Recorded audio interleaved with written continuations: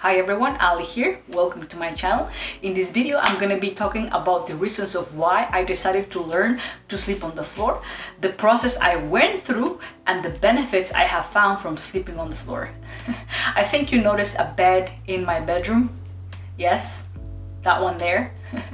I keep this bed for my family and friends, so when they come visit, they can sleep there. If I ask them to sleep on the floor, they're probably not gonna come to see me, so that's why it's still here.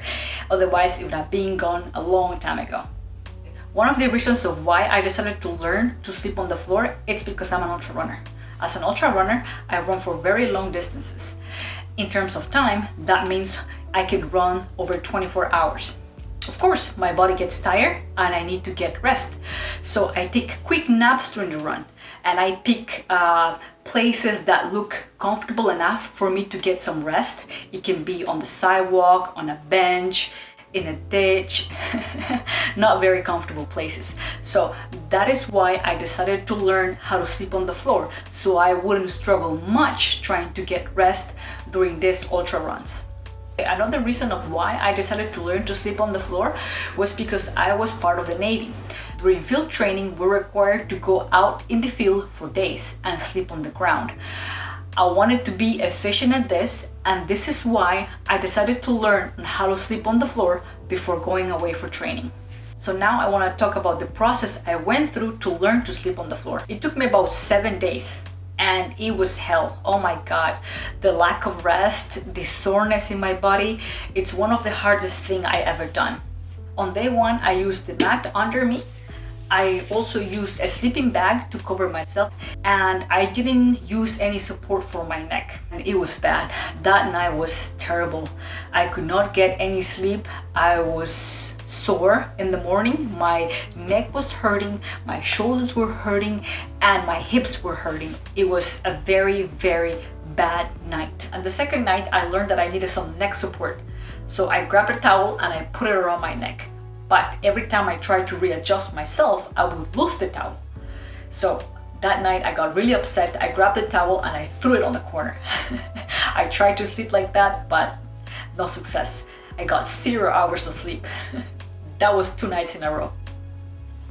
On the third night, I used a travel pillow, and that helped me a little bit. It felt better, it felt more stable, and because maybe I was tired for not getting any sleep on the previous 2 nights, I was able to sleep for 3 hours that night, and I thought that was some progress.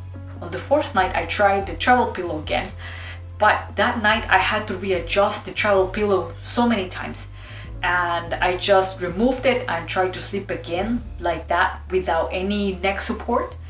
The next morning, my neck was still feeling it, my shoulders were still feeling it, and my hips.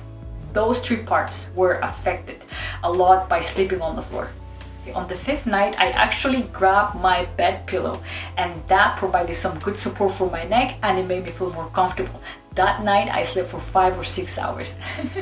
It was good sleep. On the 6th and 7th night, I was able to sleep more, and the pain on my neck, shoulder, and hips were almost gone. I was sleeping more hours, and I was feeling better during the day. So that was my experience learning on how to sleep on the floor. It wasn't fun. It was really tough. The lack of sleep, it's terrible. It made me moody during the day. I probably was in good company during that week. But I got it done and I'm happy about it. Now I'm going to talk about the benefits that I have found from sleeping on the floor. Number 1, it helps with back pain. I do a lot of sports and sometimes I have back pain, and when I sleep on the floor, that alleviates the pain, and the next morning I feel a lot better. Number 2, it helps me to get out of bed faster. Before, when I used to sleep in my bed, in the morning I would grab a book or I would grab my phone. I would stay in bed for an extra hour. But when I try to do that, when I sleep on the floor, it's uncomfortable. So I just get up and start with my day. Number 3, I can sleep anywhere. For instance, if I'm stuck at the airport and I have to stay overnight, I only have to find a flat area where I can lay and I could get my rest. Number 4, sleeping on the floor is cheap. I paid $20 for this mat. This sleeping bag somebody gave to me as a gift, and the pillow cost me maybe $30. so it's relatively cheap to sleep on the floor. Number 5, it helps with space. When I get up in the morning, I just fold my sleeping bag and I can reuse this area to do my yoga or to do my meditation.